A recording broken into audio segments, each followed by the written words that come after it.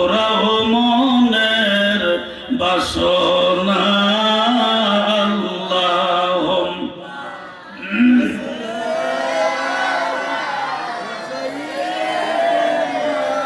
মাওলানা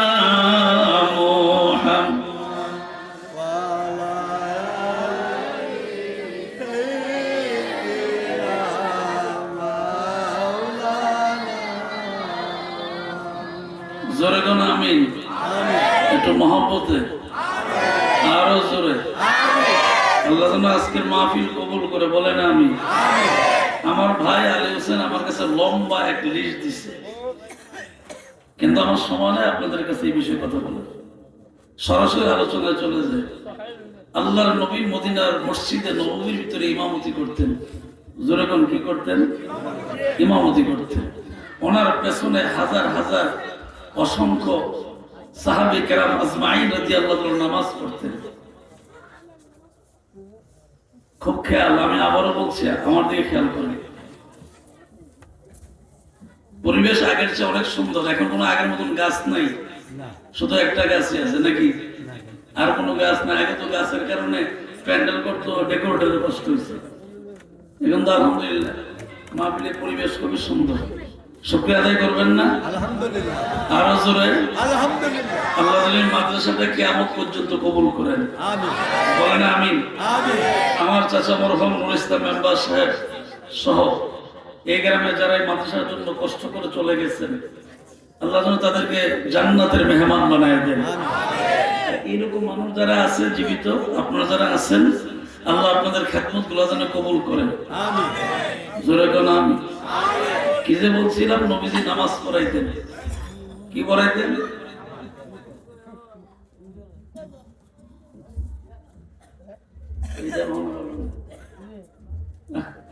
আচ্ছা দেখ, ঠিক আছে। আল্লাহ আল্লাহ, জি কথা শুরু করি। নবীজি নামাজ পড়াইতেন। জোরে কোন কি পড়াইতেন? নামাজ। এখন নামাজ লাগবো নি? লাগবো।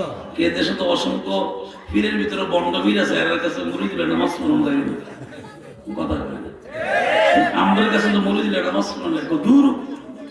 যে বিশ্বাসের কাছে মুড়ি দিলে নামাজ পড়ানো লাগে, এই পীরের কাছে মুড়ি দিলে লাভ কি? যার কাছে মুড়ি দিলে পড়ানো লাগে না, এই বিদ্যুৎ বেলা একটা তাড়াতাড়ি ব্যস্ত।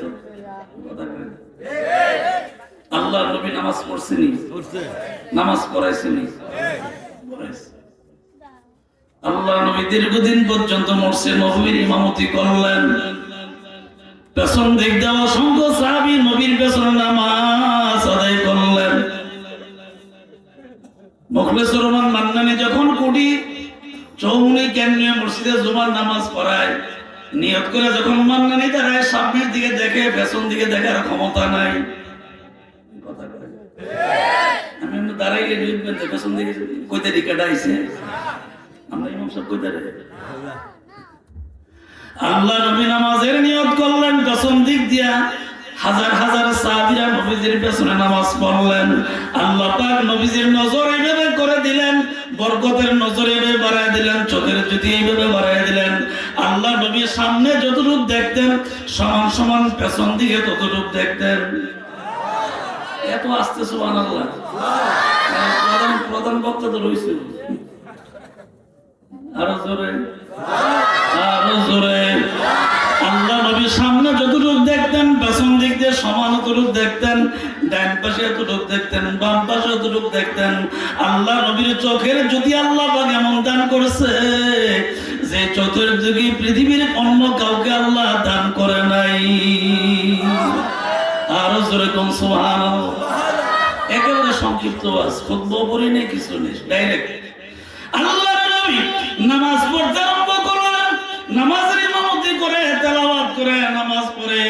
এইভাবে নামাজ মানে দৈনিক 5 ওয়াক্ত। জোরে কোন কত ওয়াক্ত? আরো জোরে। দৈনিক 5 ওয়াক্ত নামাজের ইমামতি করে, পেছন দিক দিয়ে সাহাবীরা নবীর পেছনে মুসল্লি হয়ে নামাজ পড়ে। নবীজি ইমামুল মুরসালিন হয়ে নামাজ পড়ায়। সুবহানাল্লাহ, আরো জোরে সুবহানাল্লাহ। এবারে বুঝে না দিকে, তুমি বুঝো না, একটা কাম করো, আমার কয় ব্যাগে হইতে দেই।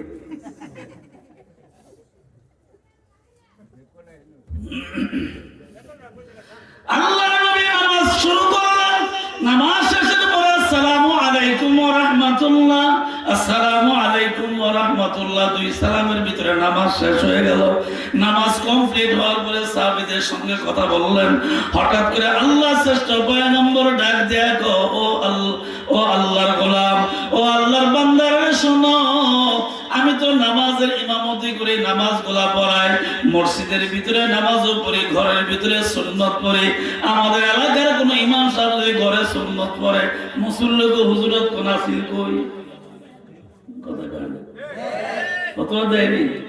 যে ফতোয়া দেয় জিজ্ঞাসা করেন সূরা ইখলাস ঠিকভাবে পড়তো, 3 বার আসার গেল এবারে ফতোয়াটা ইমাম সাহেব ঠিকভাবে নামাজও পড়াইতেন।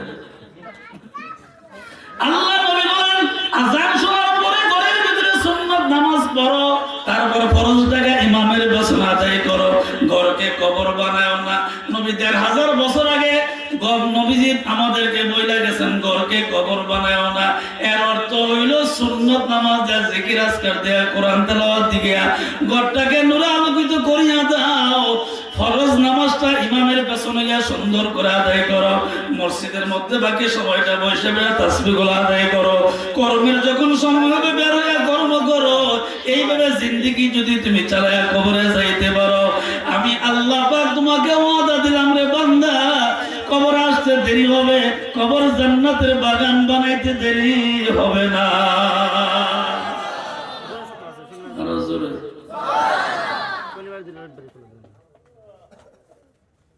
কিছু কথা আছে, কিছু বলবেন? বললে বলেন, আমি শুনি, বলেন। আল্লাহ নবী ডাক দেওয়া সাহাবীরা, ও সাহাবীরা, নামাজ পড়ানোর সময় সামনের দিকে যত লোক আমি দেখি, আল্লাহু আকবার, নামাজ পড়ানো অবস্থায় আমি পেছন থেকে এত লোক দেখি। কে দিছে ক্ষমতা? আমি দেখি। আলামিন সাহেব, আপনার মাসে হাফেজ সাহেব নিয়োগ করলে কই তারে ছাত্রকে আয় না যায়।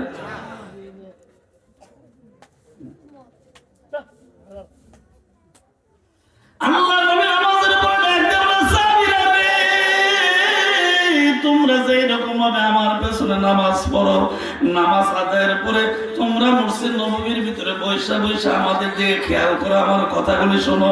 কিন্তু একটা বিষয় আমি খেয়াল করে দেখছি, সমস্ত সাহাবীরা মসজিদের ভিতরে বৈশা রয়েছে, একজন সাহাবী সে নামাজ পড়ছে ঠিক, কিন্তু সালাম ফিরানোর পরে থাকে না। প্রতিদিন এইরকম করে, প্রতি ওয়াক্তে এরকম করে সমস্ত সাহাবীরা আমার কথা শোনার জন্য পাগল পাগল হয়ে বৈশা থাকে, কিন্তু একজন সাহাবী সে বাড়ির দিকে চলে যায়। সে কেন আমার মসজিদে বসে না, আমার কথাগুলি কেন শুনে না, সে কেন বাড়ির দিকে যায়? একটু খবর লইয়া দেখো। আল্লাহর নবী কলিজার টুকরা মেয়ে ফাতেমা রাদিয়াল্লাহু তাআলা আনহার কলিজার টুকরা স্বামী আসাদুল্লাহ গালিব নবীজির মেয়ের জামাই আলী রাদিয়াল্লাহু তাআলা কে বললেন, আলী রে একটু খবর লও, যে সাহাবী পেছন দিক দিয়া বাড়িতে চলে গেছে, এই সাহাবীটার নাম হলো আব্দুল্লাহ আনসারী। আব্দুল্লাহ আনসারী বাড়িতে চলে গেছে, একটু খবর লও। আল্লাহর নবীর মেয়ের জামাই আসাদুল্লাহ গালিব আস্তে করিয়া চলে গেলেন। আস্তে করে চলে যাওয়ার পরে আল্লাহর নবীর সাহাবী, নবীজির মেয়ের জামাই, ইসলামের 4 জন খলিফার ভিতরে একজন খলিফা আলী রাদিয়াল্লাহু তাআলা দৌড়াইয়া আব্দুল্লাহ আনসারীর বাড়িতে গেলেন। বাড়ির সামনে যায় বাড়িতে প্রবেশ করার আগে রাসূলের সুন্নাত অনুযায়ী সালাম আদায় করলেন। সালাম আদায় করার পরে জিজ্ঞাসা করলেন, বাড়িতে আছেন কেউ? পেছন দিক থেকে একজন জবাব দিলেন, বাড়িতে আছেন, আপনি প্রবেশ করেন। বাড়ির ভিতরে প্রবেশ করলেন, উঠানের দিকে তাকাইলেন, কোন পুরুষ লোকের দেখা যায় না, কিন্তু একটা আওয়াজ পুরুষ লোকের জবান দিয়ে শোনা গেল, কিন্তু কোন পুরুষ লোক দেখা যায় না। ঘরের ভিতরে একজন আছে, আর 2টা বাচ্চা ঘরের ভিতরে আছে, একজন মহিলা আছে, আর উনি ওই গর্তের ভিতরে দাঁড়াই রয়েছেন, কিন্তু কণ্ঠ শোনা যায়, মানুষ দেখা যায় না। আল্লাহর নবীর মেয়ের জামাই ডাক দিয়ে বলে, আব্দুল্লাহ আনসারী, তোমার জবানের আওয়াজ শোনা যায় কিন্তু দেখা যায় না, কই তুমি? আমি গর্তের ভিতরে দাঁড়ায় আছি। গর্তের পাশে যাওয়ার পরে জিজ্ঞাসা করলেন, গর্তের ভিতরে কেন তুমি? তুমি থাকবা ঘরের ভিতরে, গর্তের ভিতরে কি? চোখের পানি ছেড়ে ডাক দিয়ে আলী রে, আল্লাহর কসম করে বলি আমি এমনি এমনি গর্তের ভিতরে দাঁড়াই নাই। নবীজির পেছনে নামাজ পড়ার পরে সমস্ত সাহাবীরা নবীজির কথা শুনে কত মায়া, কত মহব্বত, কত সওয়াব। যার পেছনে নামাজ পড়লে, এক রাকাত নামাজ পড়লে 50 রাকাতের সওয়াব পাওয়া যায়। যে নবীর পেছনে নামাজ পড়লে জান্নাতের ভিতরে মেহমান হওয়া যায়। এই নবীর কথা শোনার জন্য সমস্ত সাহাবীরা পয়সা থাকে, কিন্তু আমি পারি না, দৌড়ে বাড়িতে আসি। তো কেন আসো?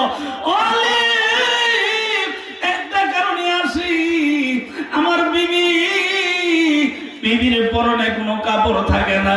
আমি হযরতে বেলাল রাদিয়াল্লাহু তাআলা কণ্ঠের আওয়াজ যখন শুনি, আমার বিবিকে এই গর্তের ভিতরে দাঁড় করাইয়া কাপড়গুলি খুইলা এই কাপড়গুলি পরিধান কইরা আমি নবীর পেছনে নামাজ পড়তে যাই। যাইতে যাইতে হযরতে বেলাল ইকামতের সময় হয়ে যায়, মানে জামাতের সময় হয়ে যায়। নবীজি ইমামতির জায়গায় দাঁড়ায়া যায়। ফরজ নামাজের সালাম ফিরানোর পরে দৌড়াইয়া আবার আমি বাড়িতে আসি। আমার স্ত্রীকে গর্ত থেকে তুলি, আমি গর্তের ভিতরে প্রবেশ করি। আমার কাপড়গুলা খুইলা আমার বিবির কাপড়ের মানে গায়ের মধ্যে কাপড়গুলা লাগাইয়া দেয়। আমার বিবি ওযু করে এই কাপড়গুলা দিয়ে নামাজ পড়ে। আমি এমন গরিব, 2 সেট কাপড় নাই, 1 সেট কাপড় দিয়া স্বামী স্ত্রী ব্যবহার করে। প্রয়োজনে বাড়ি থেকে বের হইলে আমার স্ত্রীকে গর্তের ভিতরে রেখে যায়। আবার আমার স্ত্রী প্রয়োজন হলে আমি দাঁড়ায় থাকি, স্ত্রী কাপড় পরিধান করে বাইরে যায়। এইভাবে আমরা 2 জন চলাফেরা করি। আমার তো মনে চায় আল্লাহ নবীর পেছনে বৈশা বৈশা, সামনে বৈশা বৈশা, পেছনে নামাজও পড়ে, সামনে বৈশা বৈশা কথা শুনে, এটা তো আমার মনেই চায়, কিন্তু আমি তো পারি না, আমি ইচ্ছা করলেও পারি না আমার বিবির নামাজের জন্য। হযরত আলী রাদিয়াল্লাহু আনহু কথাগুলো শুনলাম, চোখের পানি ঝরে ঝরে কাঁদতে আরম্ভ করলেন। কাঁদতে কাঁদতে কাঁদতে কাঁদতে আলী রাদিয়াল্লাহু আনহু আস্তে আস্তে করে আবার মদিনার রওজার দিকে রওনা দিলেন। নবীজির কাছে দেখা করবেন, কথা বললে রওনা দিলেন। এমন সময় আব্দুল্লাহ আনসারীর ঘরের দিকে তাকাইলেন, দরজাটা খোলা দেখলেন। দরজাটা খোলা থাকার কারণে ঘরের ভিতরে 2টা বাচ্চা বসে আছে। বাচ্চাদের দিকেও তাকাইলেন, তাকায় দেখে বাচ্চার হাতের মধ্যে রশি, পায়ের মধ্যে রশি। বাচ্চাগুলোকে রশি দিয়ে বেঁধে ঘরের ভিতরে গলায় রাখছে। মুসলমান, আমার শেষ মনোযোগ দিয়ে কথাগুলো শুনেন। আল্লাহর নবীর মেয়ের জামাই আসাদুল্লাহ ইবনে আলী রাদিয়াল্লাহু তাআলা তাকায় দেখলেন 2টা বাচ্চা হাতের ভিতরে রশি, পায়ের ভিতরে রশি বেঁধে ঘরের ভিতরে ফালাই রাখছে। আব্দুল্লাহ আনসারীর চেহারার দিকে তাকাইলেন, ডাক দেয়া বলে, আব্দুল্লাহ আনসারী, বাচ্চাগুলো কার গো? আমার। রশি হাতের মধ্যে পায়ের মধ্যে বাঁধে কেন? আলী, গরিব মানুষ, টাকা নাই, পয়সা নাই, সময় মতো সন্তানকে খাবার দিতে পারি না। পার্শ্ববর্তী একটা খেজুরের বাগান আছে, তা ওইটা আমার না, একজন ইহুদির বাগান। আমার বাচ্চাগুলো পেটের খিদায় সহ্য না করতে পাইরা ওই বাগানের ভিতরে প্রবেশ করছে। গাছ থেকে পাকনা খেজুরগুলা যেগুলা জয়রা জয়রা মাটিতে পইরা গেছে, পেটের খিদা সহ্য করতে না পারে খেজুরগুলা খাইছে।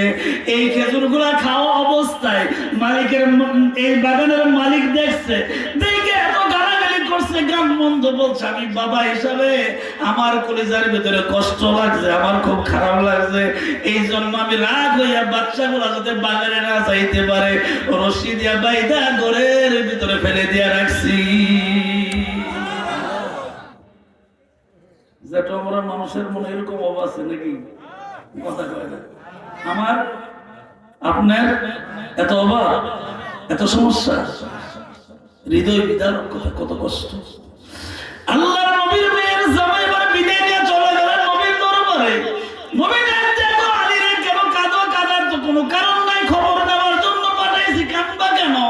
নবীজির চেহারা মোবারক দিয়ে তাকাইয়া নূর নবী মুহাম্মদ রাসূলুল্লাহ সাল্লাল্লাহু আলাইহি ওয়াসাল্লাম ওনার নূরানি চেহারার দিকে তাকায় ডাক দেয়া বলো, নবী গো। সমস্ত সাহাবীরা বৈশা থাকে, উনি বসে না, চলে যায়। আজকে বুঝতে পারছি কেন চলে যায়। বলো কেন চলে যায়? তার এই অবস্থা হাল বৃত্তান্ত খুলে খুলে বললেন। এমন সময় কথাগুলো শোনার পরে নবীও কাঁদতে আরম্ভ করলেন। আল্লাহু আকবার। নবীও কাঁদতে আরম্ভ করলেন, নবীও কাঁদতে কাঁদতে কাঁদতে নবী যেমন ডাক দেখো, সাহাবীরা রে, আবু বকর, ওসমান, তোমরা 4 জন আর আমি একজন, মোট 5 জন মিলে চলো আব্দুল্লাহ আনসারীর বাড়িতে যায়। আব্দুল্লাহ আনসারীর বাড়ির দিকে রওনা দিলেন। যাইতে যাইতে আব্দুল্লাহ আনসারীর বাড়িতে গেলেন। বাড়িতে পৌঁছার পরে নবীজির সুন্নত হইল ঘর বাড়িতে প্রবেশ করলে সালাম দেওয়া। এই জন্য সাহাবীরা পেছনে ছিলেন, ইমামুল মুরসালিন সামনে ছিলেন। এই জন্য অপেক্ষা করে নাই, কে বড় কে ছোট অপেক্ষা করে নাই। নবীজির সুন্নত নবী নিজে আগে আদায় করলেন, বাড়ির সামনে গিয়া সালাম দিয়ে প্রবেশ করলেন। সুবহানাল্লাহ। আব্দুল্লাহ আনসারী নবীজির জবানের আওয়াজ পাইলেন। ইমরান হোসেন ফারুকী ওয়াজ করলে কণ্ঠ দিয়ে বোঝা যায়, মুখলেসুর রহমান মান্নানী ওয়াজ করলে কণ্ঠ শুনলেই বোঝা যায়, কথা কয় না। নবীজির জবানের সালাম শুনে আব্দুল্লাহ আনসারী বুঝছে রাহমাতুল লিল আলামিন আমার বাড়িতে কদম দিছে। কুয়ার পাড়ে গিয়ে নবীজি ডাক ডাক, আব্দুল্লাহ আনসারী রে, তুমি কি কিয়ামতের ময়দানে আমাকে আসামির কাঠ করাই দাঁড়া করাইতে চাও? না ইয়া রাসূলুল্লাহ, কখনো না। যদি নাই হয় তাইলে তুমি কেন তোমার কষ্ট বললে না? আমি অন্ততপক্ষে বাইতুল মাল থেকে একটা কাপড়ের ব্যবস্থা আমি করে দিতাম, তাহলে তো আর কষ্ট হইতো না। কেন তুমি আমার কাছে বললে না? এমন সময় নবীজির পাশে দাঁড়ায় আছেন 5 জন। জোরে কোন কয়জন? আরো জোরে। আবু বকর সিদ্দিক রাদিয়াল্লাহু তাআলা আনহু, ওমর বিন খাত্তাব রাদিয়াল্লাহু তাআলা আনহু, ওসমান বিন আফফান রাদিয়াল্লাহু তাআলা আনহু, আলী রাদিয়াল্লাহু তাআলা আনহু, মোট 4 জন। যখন নবীজি 4 জনকে রওনা দিলেন, এমন সময় নবীজির কলিজার টুকরা সালমান ফারসি রাদিয়াল্লাহু তাআলা ডাক দেখো, ও নবী কোথায় যান? আব্দুল্লাহ আনসারীর বাড়িতে যায়। নবী গো 4 জন মেয়ে রওনা দিয়েছেন, আমার জন্য কি মায়া লাগে না? আল্লাহ আল্লাহ, আমার জন্য কি নবী মায়া লাগে না? আমারে ফেলে ফেলে কেমনে চলে যাবেন? আমার কি নিয়ে যাইতে মনে চায় না? আমার জন্য কি মায়া লাগে না? বলতে দেরি হইছে। সালমান ফারসি রাদিয়াল্লাহু তাআলা সবাই সামনের দিকে রওনা দিছে। 5 জনকে নিয়ে নবীজি আব্দুল্লাহ আনসারীর বাড়িতে হাজির। ঘটনা অনেক কোনো সময় নাই। ওসমান রাদিয়াল্লাহু তাআলা ডাক দেখো, নবী গো মনে কিছু নিয়েন না, আমার ভাই আব্দুল্লাহ আনসারী দুঃখ কষ্ট সবই শুনছি গো নবীজি। আপনি যদি অনুমতি দেন, যে খেজুরের বাগানের খেজুর খাবার কারণে 2টা সন্তানকে বাবার আগে হইয়া রশি দিয়ে হাতে পাতে বাইরে ঘরের ভিতরে শোয়াইছে, আপনি যদি আমার একটু অনুমতি দেন, আমি এই বাগানটা আল্লাহর হস্তে আমার ভাইকে ক্রয় করে দিব।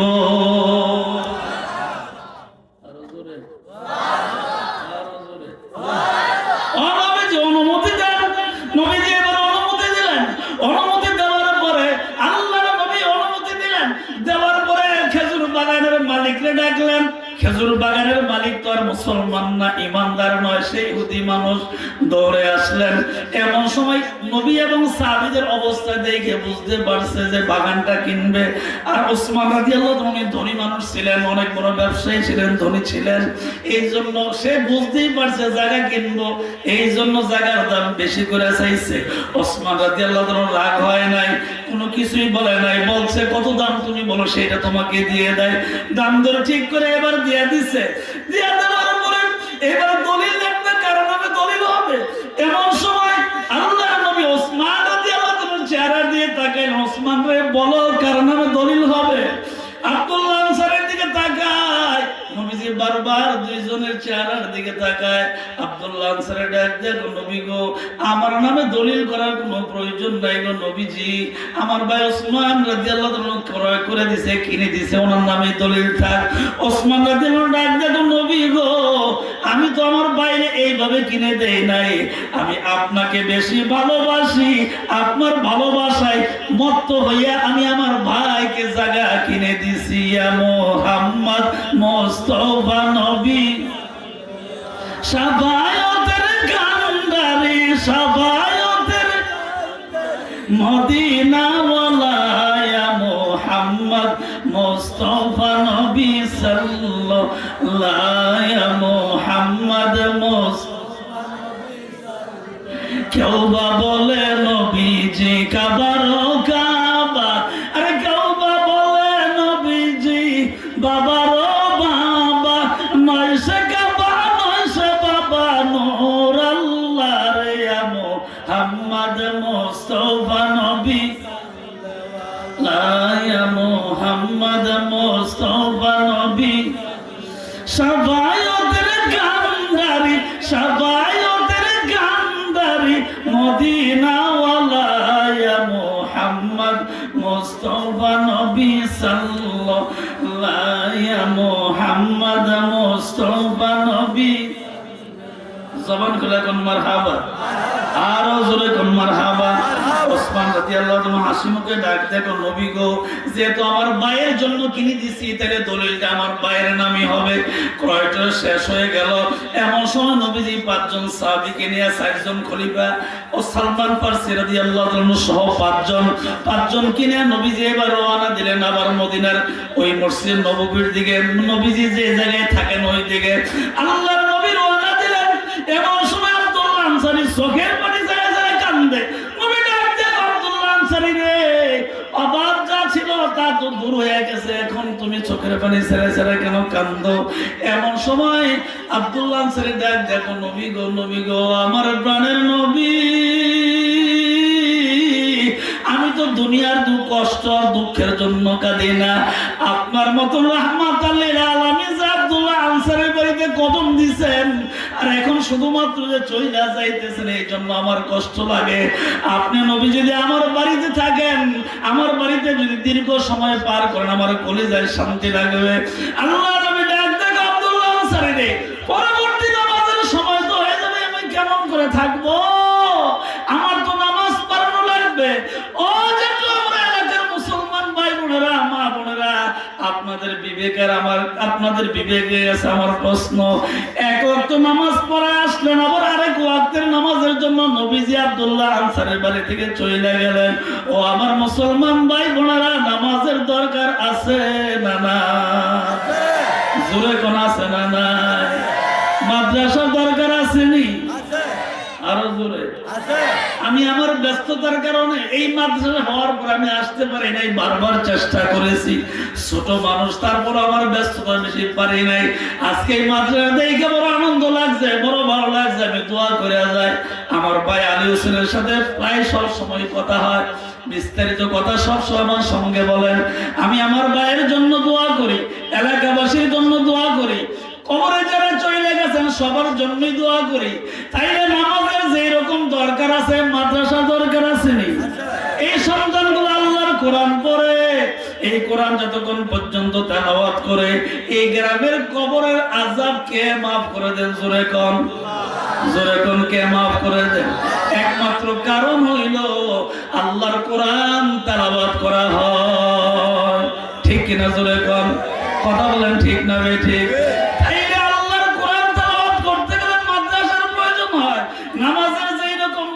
মাদ্রাসার সেই রকম প্রয়োজন আব্দুল্লাহ আনসারী অভাব দূর করার জন্য ওসমান রাদিয়াল্লাহু তাআলা যেই রকম প্রয়োজন মাদ্রাসা টিকানোর জন্য আমাদের সবার ওই রকম প্রয়োজন আছে না নাই কথা কোন আসেনি এই জন্য বাবা আমার ভাইয়েরা রে মা বোনেরা সবার কাছে আমার একটা বিনীত অনুরোধ মাদ্রাসা থাকবে মাদ্রাসার দিকে খেয়াল করবেন ওসমান রাদিয়াল্লাহু তাআলা জান্নাতি মানুষ ধনী মানুষ তারপরে কবর দেখলে কাঁদতেন কবর দেখলে চোখের পানি ছেড়ে ছেড়ে কাঁদতেন আবার ইসলামের জন্য বিশাল বড় বড় উপকার করতেন মানুষদেরকে সহযোগিতা করতেন আমরা যদি এই মাদ্রাসার জন্য মরণের আগ পর্যন্ত সহযোগিতা করে খেয়াল রাখি অবশ্যই আল্লাহ তাআলা এই খেদমতের কারণে জান্নাতের মেহমান বানায়া দিবেন কথা কোন ঠিক না বেঠে এই শিক্ষকগুলা থাকেন আমাদের হুজুর তারা থাকেন তাদের দিকে খেয়াল করবেন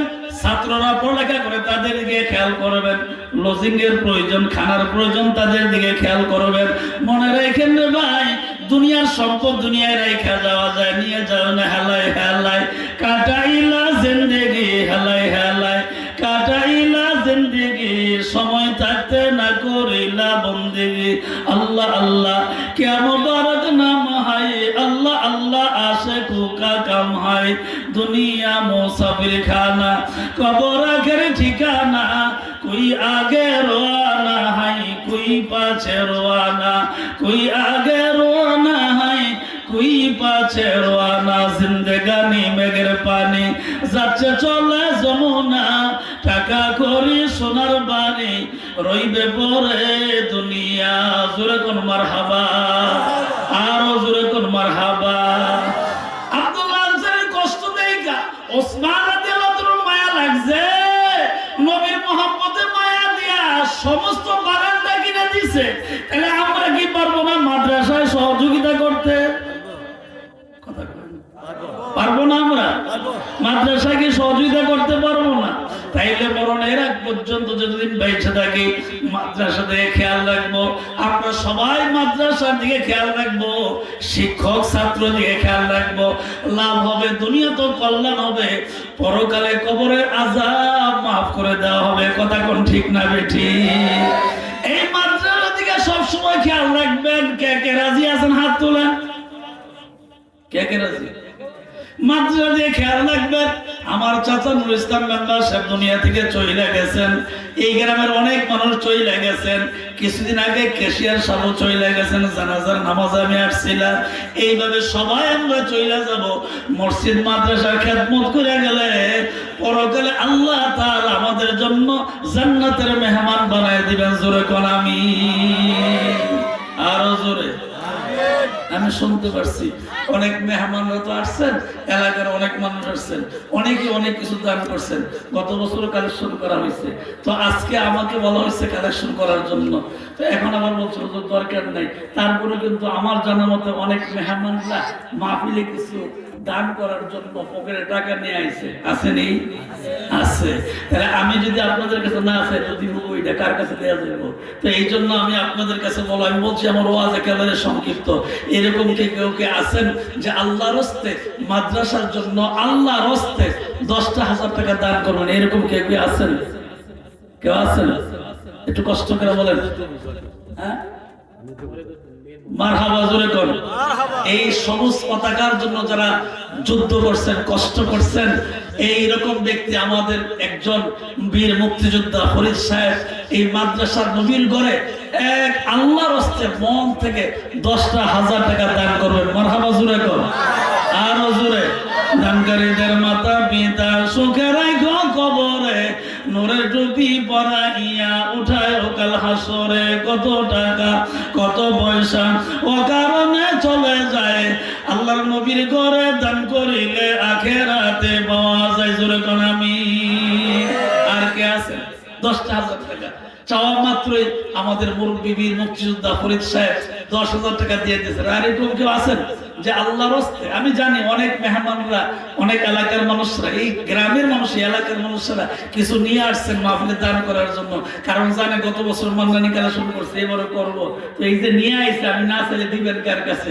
এই জন্য আমি চাইছি। আছেন আর কেউ আল্লাহর নবীর ঘর মাদ্রাসাতে আল্লাহর হস্তে দান করবে? এরকম আছেন? দ্বিতীয় আরেকজন 10,000 টাকা আল্লাহর নবীর ঘর মাদ্রাসাতে দান করবেন। অসংখ্য ধনী মানুষ প্রবাসী আছেন। কে আছেন এরকম?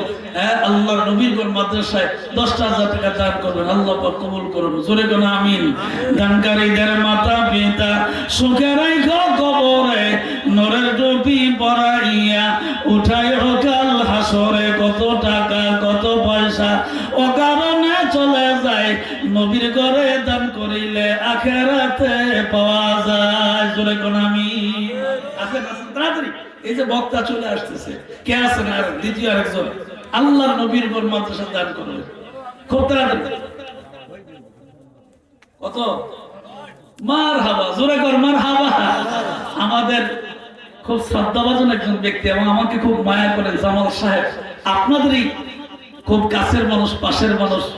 হ্যাঁ, স্কুলের পূর্ববাসে বাড়ি। জামাল সাহেব 10,000 টাকা। আরো জোরে। আল্লাহ আপনি কবুল করেন। দানের সোয়াব সোনার মদিনা পৌঁছায় দেন, বংশের কবর আযাব মাফ করে দেন। যে নিয়তে দান করছে মনে আশা পুরা করে দেন। আল্লাহ দুনিয়ার সম্মান দিয়েন, আখিরাতে নাজাত করে দিয়েন। জোরে জোরে কোন আমিন। আর কে আছে? 3 নম্বর। মাশাআল্লাহ, চাইছি কইছিলাম মেহমানের কথা। অন্দি গ্রামের মানুষ ইতে আছে, তো মেহমান অপেক্ষা করে দেয় যে আমরা দেখি গ্রামের মানুষ কি দেয়। ঠিক না? জোরে কর। কে আছেন? 3 নম্বর। আরেকজন 3 নম্বর আল্লাহ নবীর মাদ্রাসায় 10,000 টাকা দান করবেন। এই যুগে এই সময়ে টাকাটা কিন্তু বেশি টাকা না, একেবারেই কম। বর্তমান যুগে 10,000 টাকা এটা তেমন কোনো কিছু না। হ্যাঁ, আগে নাকি 100 টাকা বা 200-250 টাকা হলে একটা নিয়ে খেত কিনতে পারছে। চা খাইতে বলে 100 টাকা লাগে। কথা কয় না? ঠিক আছে। চা খাইতে বলে একটা খাইতে পারে না, তখন তো বন্ধু বান্ধব লইয়া খাওয়ানো লাগে। দেখা গেছে কোনো সময় 100-150 টাকা বিল উঠে থাকে। কথা কোন ঠিক না বেশি? তাহলে বর্তমান যুগে 10,000 টাকা। 3 নম্বর আল্লাহর রহমতে দুইজন দিয়েছেন এই গ্রামের সন্তান। 3 নম্বর কে আছেন? আল্লাহর নবীর ঘর মাদ্রাসায় আল্লাহর হস্তে 10,000 টাকা দান করবেন। এখন দিতে, নগদ দিতে হবে না, পরে দিবেন। কে আছেন এরকম? আল্লাহ কবুল করুন, আল্লাহ কবুল করুন। দুরূদ শরীফ পড়েন। আল্লাহুম্মা সাল্লি আলা মাওলানা মুহাম্মদ ওয়া আলা আলি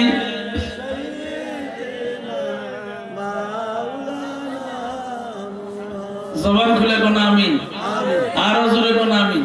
3 নম্বর চাইছিলাম 5,000 5,000 3 নম্বর 5,000 টাকা নবীর ঘর মাদ্রাসা আল্লাহর হস্তে দিলে